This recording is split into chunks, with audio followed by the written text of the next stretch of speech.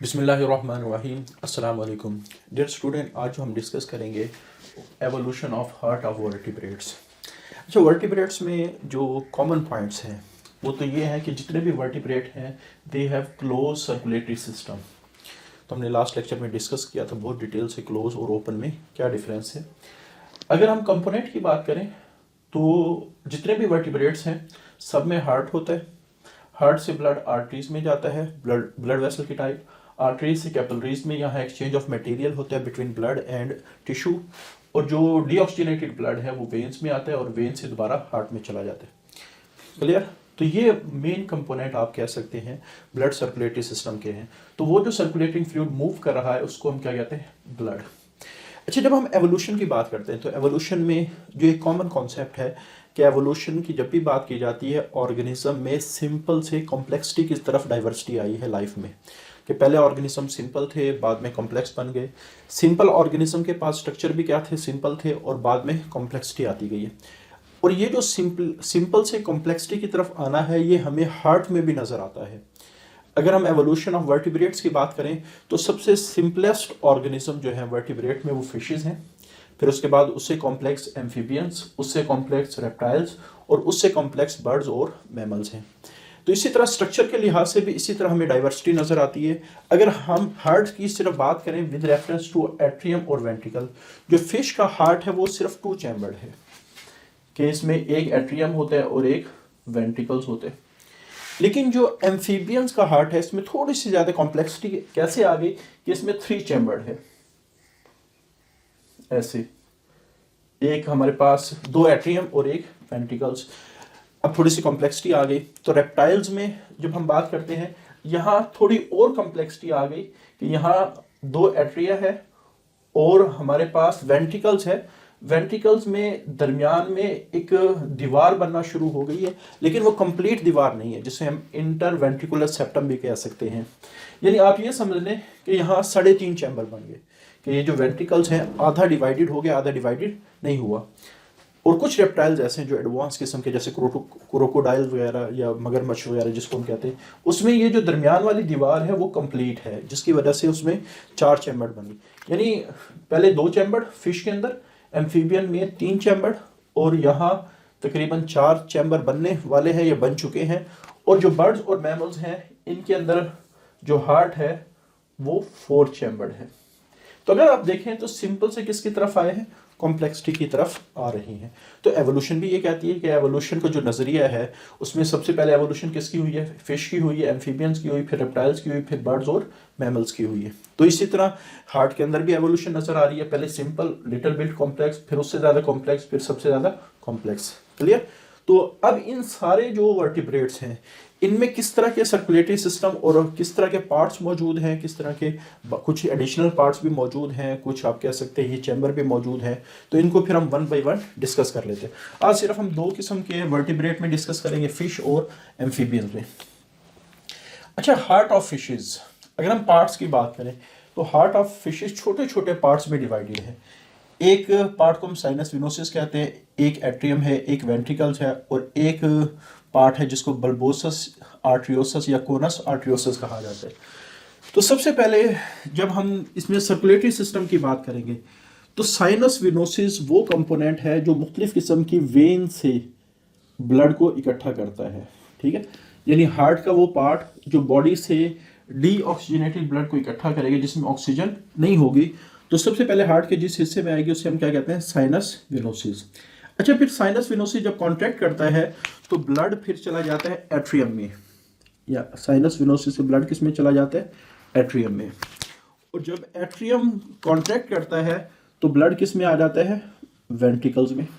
Clear? और ventricle सबसे largest part of heart है और सबसे थिकेस्ट पार्ट ऑफ हार्ट है, क्योंकि इसकी पंपिंग की वजह से ब्लड ने पूरी बॉडी में ऑलमोस्ट क्या करना है? सर्कुलेट करना है। तो एट्रियम की पंपिंग की वजह से ब्लड किस में आ गया? वेंट्रिकल्स में। और वेंट्रिकल जब बहुत फोर्सफुली कॉन्ट्रैक्ट करता है तो इससे ब्लड निकल के इस स्ट्रक्चर में आ जाते हैं। अच्छा, अगर देखा जाए फिश की जो नीचे वाला पोर्शन होते हैं ये वेंट्रल साइड है, और ऊपर वाले पोर्शन के लिए हम वर्ड इस्तेमाल करते हैं डोर्सल। तो जो वेंट्रिकल से ब्लड वेसल्स निकल रही है इसे हम कहते हैं, चूंकि वेंट्रल साइड पे है तो ये क्या कहलाती है, वेंट्रल एओर्टा। Ventral aorta. और वेंट्रल एओर्टा का जो पहला पोर्शन है जो वेंट्रिकल से निकलता है वो थोड़ा सा स्वोलन है, तो उस स्वोलन पार्ट को हम कहते हैं बल्बोसस आर्टरियोसिस। क्लियर। तो ये सारा का सारा अगर ब्लड देखें तो ये मूव किस तरह कर रहा है कि सबसे पहले वेन्स के जरिए से साइनस विनोसिस में इकट्ठा हुआ, वहां से एट्रियम में गया, एट्रियम से वेंट्रिकल्स में गया, वेंट्रिकल से पहले बल्बोसस आर्टरियोसिस में जाता है, और बल्बोसस आर्टरियोसिस से फिर किस में आता है, वेंट्रल एओर्टा में आता है। क्लियर। तो बल्बोसस आर्टरियोसिस को डिफाइन हम कैसे कर सकते हैं, it is the swollen part of ventral aorta. और वो कौन सा पार्ट है, प्रॉक्सिमल। प्रॉक्सिमल के लिए वर्ड इस्तेमाल किया जाता है सबसे पहले वाले हिस्से के लिए। अच्छा, उसके बाद गिल्स में जाएगा, तो गिल्स में ब्लड की ऑक्सीजनेशन होगी। तो इसका मतलब ये हुआ कि वेन से जो ब्लड हार्ट के मुख्तलिफ चैम्बर से गुजर रहा है, तो ये सारा का सारा ब्लड क्या है, डीऑक्सीजनेटेड ब्लड है। तो वेन से लेके वेंट्रल एओर्टा तक जो ब्लड है वो सारा का सारा कौन सा ब्लड है, डीऑक्सीजनेटेड, किसमें ऑक्सीजन शामिल नहीं है। क्लियर। गिल्स में उसकी ऑक्सीजनेशन होगी, उसमें से कार्बन डाइऑक्साइड को निकाला जाएगा, और फिर गिल से एक बड़ी सी वेसल निकलती है जिसको हम कहते हैं डॉर्सल एओर्टा, क्योंकि ये डॉर्सल साइड पे होती है।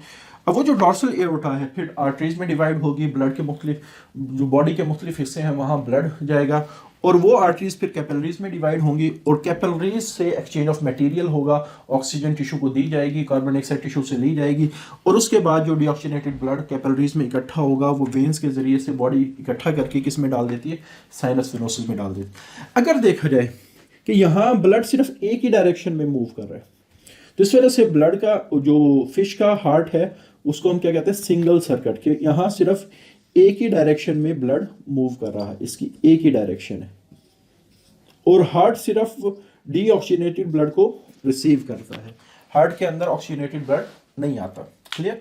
तो fish heart work as a single circuit as blood flow in only one direction.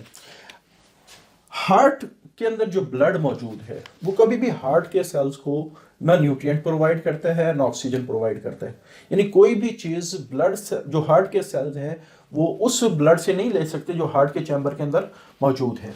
इस वजह से अब हार्ट के सेल को भी जाहिर बात ऑक्सीजन और न्यूट्रिएंट की सप्लाई चाहिए, तो इस डॉर्सल एओर्टा से कुछ ब्लड वेसल्स निकलती हैं, उन ब्लड वेसल को हम कहते हैं कोरोनरी आर्टरीज। तो वो हार्ट के सेल्स को ऑक्सीजन भी सप्लाई करती हैं और न्यूट्रिएंट भी सप्लाई करती हैं, क्योंकि डॉर्सल एओर्टा में कौन सा ब्लड मौजूद है, ऑक्सीजनेटेड ब्लड मौजूद है। फिर हार्ट के सेल जाहिर बात है उस ऑक्सीजन को यूटिलाइज करेंगे, बदले में कार्बन डाइऑक्साइड बनाएंगे, तो वो फिर कोरोनरी वेन के जरिए से साइनस वेनोसिस में चली जाती है। तो ये जो कोरोनरी आर्टरीज या वेन्स हैं इसका ताल्लुक हमेशा हार्ट के सेल्स के साथ होता है, कि कोरोनरी आर्टरीज हार्ट के सेल को ऑक्सीजन और न्यूट्रिएंट प्रोवाइड करती है, और जो वेस्ट मटेरियल है या कार्बन डाइऑक्साइड है वो हार्ट के सेल से वापस किसके जरिए से आता है, कोरोनरी वेन के जरिए से आता है। क्लियर। अच्छा, इसी तरह अगर हम बात करें हार्ट ऑफ एम्फीबियंस की, तो ये थोड़ा सा लिटिल बिट कॉम्प्लेक्स हो गया। सबसे पहले अगर हम यहाँ मुख्तलिफ किस्म के जो स्ट्रक्चर्स हैं, ब्लड वेसल्स हैं या हार्ट के अपने स्ट्रक्चर हैं, उनकी बात करें तो वन बाई वन हम डिस्कस कर लेते हैं। सबसे पहले हमने डीऑक्सीजनेटेड ब्लड को इकट्ठा करना है बॉडी से, तो यहाँ वो पार्ट, अच्छा ये वाला पार्ट मैंने अलहदा ड्रा किया, हालांकि ये इस हार्ट के साथ पीछे की तरफ लगा होता है, यानी ये जो मैंने सारा स्ट्रक्चर ड्रा किया फ्रंट साइड पे है, और जो ये वाला स्ट्रक्चर है इसको हम कहते हैं साइनस वेनोसिस, ये कौन से बैक साइड पे है। तो इसकी 3 शाखें आपको नजर आ रही होंगी जो कि है बैक साइड पे मौजूद हैं, लेकिन चूंकि बैक साइड पे हम पीछे जाके नहीं दिखा सकते, इस वजह से मैंने इसको अलहदा से ड्रा किया। तो ये जो स्ट्रक्चर है जिसमें पूरी बॉडी से डीऑक्सीजनेटेड ब्लड इकट्ठा होता है, इस स्ट्रक्चर को हम क्या कहते हैं, sinus venosus, sinus cavity venosus जो वेन के साथ जुड़ी है। अच्छा, यहाँ अगर आप देखें तो जो नीचे वाले पोर्शन से या पोस्टीरियर पीछे वाले पोर्शन से जो ब्लड इकट्ठा करती है, ब्लड वेसल इकट्ठा करती हैं वेन्स, वो सारी के सारी इस बड़ी सी वेन्स के अंदर आके जुड़ जाती हैं। इस बड़ी सी वेन को वेना कैवा कहा जाता है, वेना कैवा। ये इसको प्री कैवल्स भी हम कह सकते हैं, प्री कैवल्स। तो ये इंफीरियर वेना कैवा है जो नीचे वाले पोर्शन से मटेरियल को इकट्ठा कर रही है। जो ऊपर वाले पोर्शन से मटेरियल को इकट्ठा कर रही है वो क्या बनेगी, सुपीरियर वेना कैवास। ठीक है, तो सुपीरियर वेना कैवा ऊपर वाले पोर्शन से डीऑक्सीजनेटेड ब्लड इकट्ठा करते हैं और इंफीरियर वेना कैवा नीचे वाले पोर्शन से जो डीऑक्सीजनेटेड ब्लड वो इकट्ठा करती है। सुपीरियर वेना कैवा को पोस्ट कैवल भी कहा जा सकता है। और ये सारे के सारे जो ब्लड है वो इस बड़ी सी कैविटी के अंदर इकट्ठा हो जाता है, जो वाई शेप आपको नजर आ रहा है। इस बड़ी सी कैविटी को हम कहते हैं साइनस वेनोसिस। अच्छा, इस साइनस वेनोसिस में एक सुराख है, वो सुराख इस राइट एट्रियम में ओपन होता है, यानी ये वाला जो सुराख है ये इस जगह ओपन हो रहा है। तो ये सारा जो डीऑक्सीजनेटेड ब्लड है वो किस में आ जाएगा, साइनस वेनोसिस से। इसको हम कहते हैं राइट एट्रियम। इसको क्या कहा जाता है, राइट एट्रियम।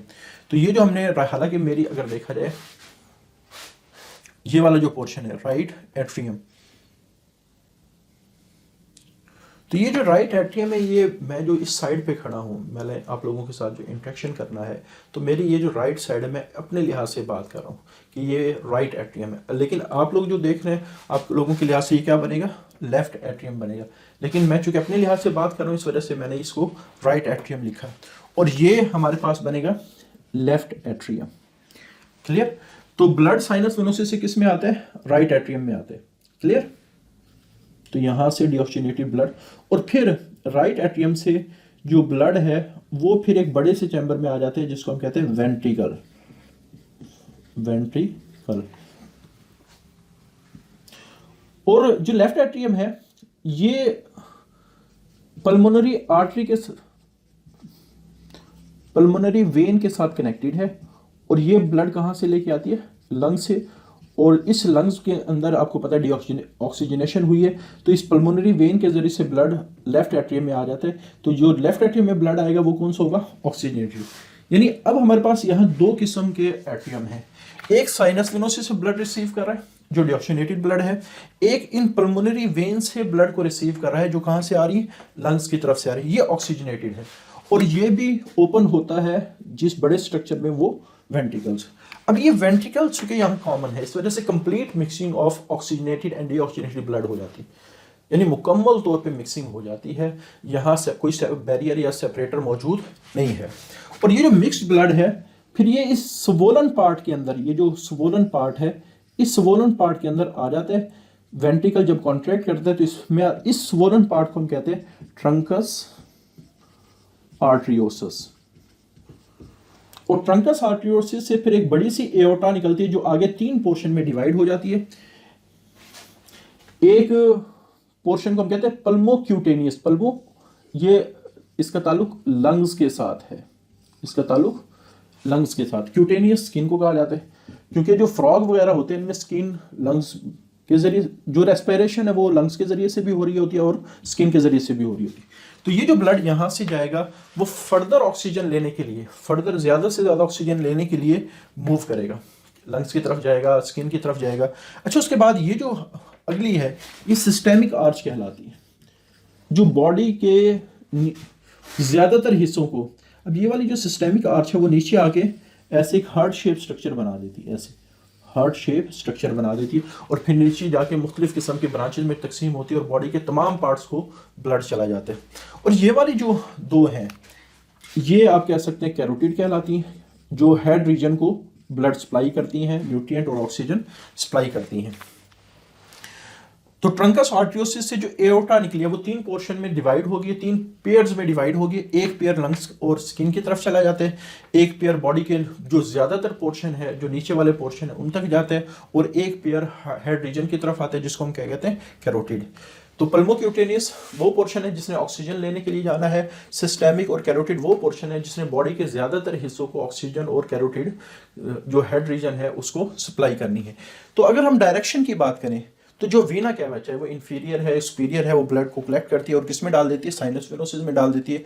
यहाँ से राइट एट्रियम में आता है, राइट एट्रियम में वेंट्रिकल में चला जाता है, वेंट्रिकल से ट्रंकस आर्टरियोसिस में आ जाते हैं। ठीक है, अब ट्रंकस आर्टरियोसिस से दो शाखें निकली, एक लंग्स को जा रही है, वो ऑक्सीजन लेके लेफ्ट एट्रियम में आ रही है, और दोबारा वेंट्रिकल, यानी वेंट्रिकल्स में डीऑक्सीजनेटेड ब्लड एक साइड से आ रहा है और ऑक्सीजनेटेड ब्लड दूसरी साइड से, इस वजह से यहाँ कंप्लीट मिक्सिंग हो रही है। तो ट्रंकस आर्टरियोसिस में जब ब्लड आता है तो ये मिक्स्ड ब्लड आता है। तो इसमें मिक्स्ड ब्लड से क्या मुराद है, बहुत ज्यादा ऑक्सीजन का लेवल नहीं है, तो इस वजह से ऑक्सीजन को हासिल करने के लिए वो इस छोटे से रूट को फॉलो करता है, और बाकी जो ब्लड है वो इस आर्टरीज के जरिए से, इसमें सिस्टेमिक आर्टरीज भी हो सकती हैं, कैरोटिड आर्टरीज भी हो सकती हैं, वो बॉडी में चला जाता है, कैपिलरीज वाली जगह पे ब्लड एक्सचेंज होता है, फिर वेन्स में आ जाता है, वेना कैवा के जरिए से वापस दोबारा हार्ट के अंदर आ जाता है। तो अगर देखा जाए जो हमारे पास हार्ट है, यहाँ दो तरफ से ब्लड आ रहा है, एक बॉडी से ब्लड आ रहा है और एक लंग्स की तरफ से ब्लड आ रहा है। ठीक है, तो इस वजह से ऐसा हार्ट जो दो जगह से ब्लड को रिसीव करे, तो इस हार्ट को हम कहते हैं ये डबल सर्किट हार्ट है। तो जितने भी एम्फीबियन या ऑनवर्ड हम जितने भी वर्टिब्रेट पढ़ेंगे, सब के अंदर चूंकि हार्ट दो जगह से ब्लड को रिसीव कर रहे हैं, लंग्स से भी रिसीव कर रहे हैं, बॉडी से भी रिसीव कर रहे हैं, एक तरफ से ऑक्सीजनेटेड ब्लड आ रहा है, एक तरफ से डीऑक्सीजनेटेड ब्लड आ रहा है, इस वजह से इसको हम कहते हैं ये ऐसा सर्किट है जिसमें दो कनेक्शन जुड़े हैं, तो ये कौन सा कहलाएगा, डबल सर्किट हार्ट कहलाएगा। तो ये हमारा आज का लेक्चर है। बाकी जो तीन रह गए, रेप्टाइल्स है, फिशेज है, एम्फीबियन है, उसको फिर इंशाल्लाह अगले लेक्चर में डिस्कस करेंगे। आज के लिए इतना ही, अल्लाह हाफिज़।